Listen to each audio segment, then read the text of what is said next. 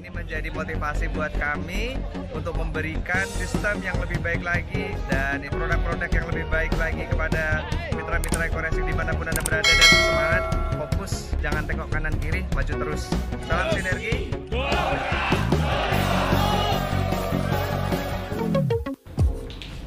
Jadi informasi tambahan juga Mas Nur bahwa kebetulan teman-teman ini ya saya diminta bantuan untuk terkait dengan bagaimana riset berkelanjutan terus kita lakukan.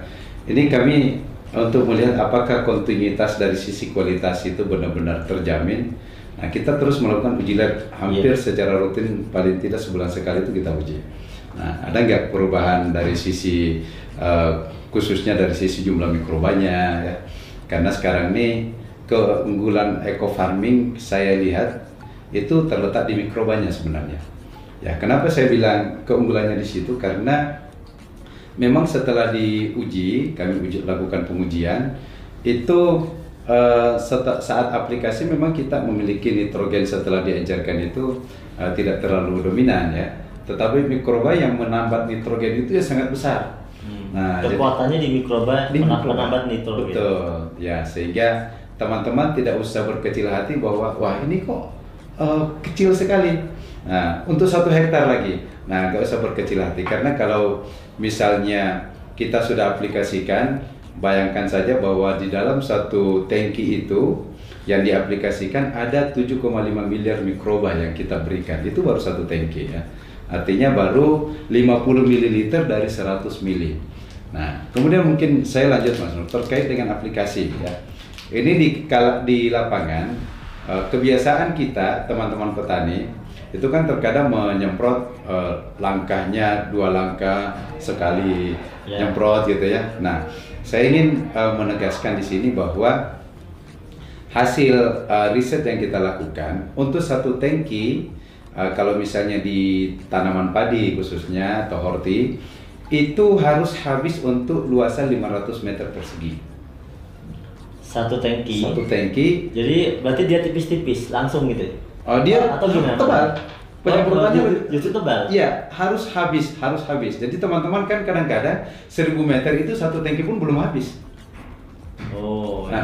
Jadi itu tidak maksimal dari sisi hasil, nanti nggak maksimal. Makanya 1 tangki diatur harus dihabiskan di luasan 500 persegi.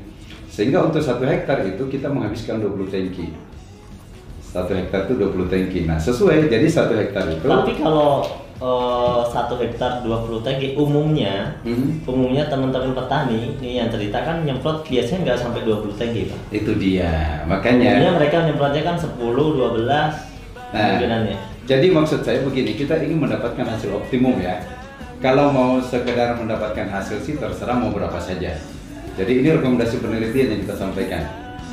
Yang kita sampaikan bahwa 1 tangki itu sebisa mungkin habiskan untuk 500 meter persegi.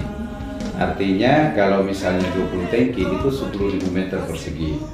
Nah, boleh nggak misalnya kita habiskan 1 tangki untuk 1000 meter? Ya boleh-boleh saja, tidak ada masalah. Cuma hasilnya berbeda ketika menggunakan 1 tangki untuk 500 meter. Jadi saya ingin cerita dari sisi knowledge-nya ya. Padahal kan dari sisi keseluruhan totalnya sama. Maksudnya total biangnya kan sama kan? Dia menggunakan biang 1 liter. Iya. 1 liter biangnya. Cuma dia tadi dipecah menjadi 20 tangki. Iya, maksudnya. Betul kan? Kan 1 ini bisa anggap saja ke penyiraman ke tanaman atau daun. Itu kan cukup 1 buat 1 hektar. 1 hektar. Iya. Nah, biangnya kan 1 liter. Betul. 1 liter. Jadi dibuat ke 20 tangki. Begitu. Kalau misalnya yang biang 1 liter itu hanya dibuat ke 10 tangki, boleh. Itu iya boleh, maksudnya perbedaannya di mana? Karena kan sama-sama biangnya 1 liter. Nah, kalau misalnya dosisnya, ingat ya, kita bicara dosis. Tadi saya bicara kalau dosisnya 50 mili. Kalau dosisnya 50 mili, maka 1 tangki harus habis untuk 500 meter persegi. 50 mili ya. Nah, tapi kalau dosisnya dia tambahkan menjadi 100, nah 1 tangki habis untuk 1000 meter. Oh gitu ya. Iya. Jadi kita kembalikan ke dosis karena jadi dibuat tadi mau dibicarakan dosisnya per tangki ya. Per tangki, iya. Jadi nanti apa perbedaannya? Sebenarnya hampir tidak ada perbedaan. Hampir dalam arti bahwa jumlah mikroba yang kita berikan ke tanaman yang juga nanti akan jatuh ke tanah itu sama. Ya, sama karena dalam 100 mili ini kan ada sekitar 15 miliar mikroba yang ada di dalamnya. Nah, ketika kita aplikasikan di satu tangki, ya dengan penyemprotan yang sedikit agak dijarangkan, ya itu jumlahnya secara kuantiti sama, tetap sama yang masuk ke tanah. Ya. Jadi tidak ada masalah kalau petani ingin mengurangi ya, mengurangi tangki tapi dosisnya ditingkatkan. Iya. Ya. Oke, gini Pak Jamal. Jadi ini saya mau bertanya lagi. Di sini kan tertulis di sini di kemasan ya, kita sudah ada izin edar Kementan. Iya. Kemudian di sini juga kita lihat ada logo sertifikasi organik ya dari Innovis. Ini ini seperti apa penjelasannya? Iya, baik. Nah, jadi gini Mas Nur, saya sendiri selaku orang Kementerian Pertanian tidak akan mau memberikan advice kepada eco farming ketika tidak ada izin edarnya.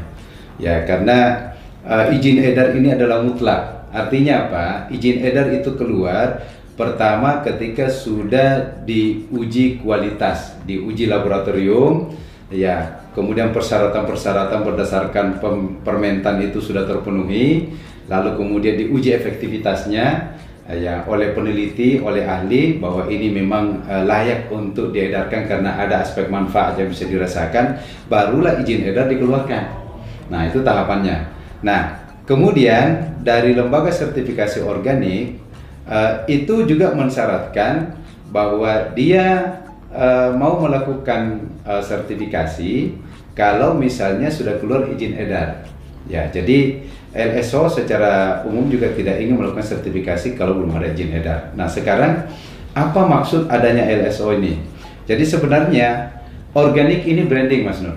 Artinya apa? Tidak boleh ada orang yang menggunakan kata organik, pupuk organik, kalau belum ada sertifikasi organiknya. Itu mestinya yang terjadi. Kalimat organik ini bersyarat ya? Iya, bersyarat. Iya, bersyarat sebenarnya. Jadi kalau kita bilang eco farming, pupuk organik, ya kan? Ada kalimat organiknya, maka dia harus bersertifikasi. Iya, dia harus bersertifikasi. Itu sebenarnya yang diatur di dalam Standar Nasional Indonesia nomor 6729/2016 bahwa organik ini branded. Makanya tidak boleh ada orang yang tidak punya sertifikasi organik secara aturan menurut SNI yang menggunakan kata organik. Nah, gitu.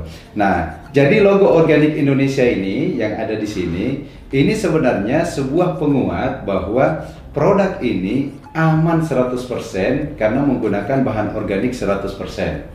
Jadi aman untuk dipasarkan, untuk dikonsumsi, sehingga lebih jauh lagi bahwa ketika ada teman-teman pelaku usaha yang ingin bertani secara organik, disertifikasi organik, maka menggunakan eco farming ini salah satu jalan yang aman. Nah, kalau misalnya produk lain yang belum ada sertifikasi organiknya, nanti mereka akan kesulitan saat disertifikasi. Karena kalau misalnya LSO turun, anggaplah misalnya Mas Nur punya lahan sawah ya, saya mengajukan sertifikasi bahwa ini lahan saya sudah organik, hasilnya layak untuk dipasarkan bahwa ini beras organik. Nah, apa syaratnya bahwa beras ini bisa dikatakan organik? Yang pertama, dia harus memiliki logo organik Indonesia. Siapa yang mengeluarkan logo organik ini? Lembaga sertifikasi organik. Ya, kalau tidak salah kita baru kurang lebih ada sekitar 12 di Indonesia LSO. Nah, setelah itu, apa yang harus dilakukan LSO agar logo ini dia bisa sematkan di kemasan? Maka dia harus melakukan namanya inspeksi. Jadi aturannya itu kita selaku pemilik mengajukan untuk disertifikasi, ada syarat-syarat yang harus dipenuhi. Setelah itu mereka melakukan inspeksi. Nah, salah satu di antara yang mereka tanyakan nanti adalah pupuk organiknya buat sendiri atau pakai pabrikan. Ya, ditanya ditanya. Kalau dia mengatakan pabrikan, Pak. Nah, sekarang pertanyaannya mana pupuknya? Dia akan lihat, loh, ini kok nggak ada logo organiknya. Nah, maka dia akan meminta coba telusuri ke pabriknya apakah benar bahan-bahannya itu 100% organik. Kalau sudah ada logonya Kalau sudah ada nggak perlu. Nggak perlu, ya. Nggak perlu lagi. Ini 100%. Oh ya, ini bahannya berarti sudah organik. Oke. Kalau yang lain sudah bersyarat, pupuknya tinggal pupuknya, maka otomatis nanti LSO akan memberikan sertifikasi bahwa ini berasnya organik. Kalau misalnya pupuknya bukan dari pabrikan, tadi jawabannya. Ya, kalau bukan dari pabrikan biasanya kan mereka buat sendiri. Buat sendiri. Bukan sendiri kan mereka langsung memperlihatkan bahannya. Saya pakai misalnya kotoran ternak, air cucian beras, misalnya gitu kan. Oh iya berarti aman. Nah, gitu. Karena mereka mampu menunjukkan keorganikannya.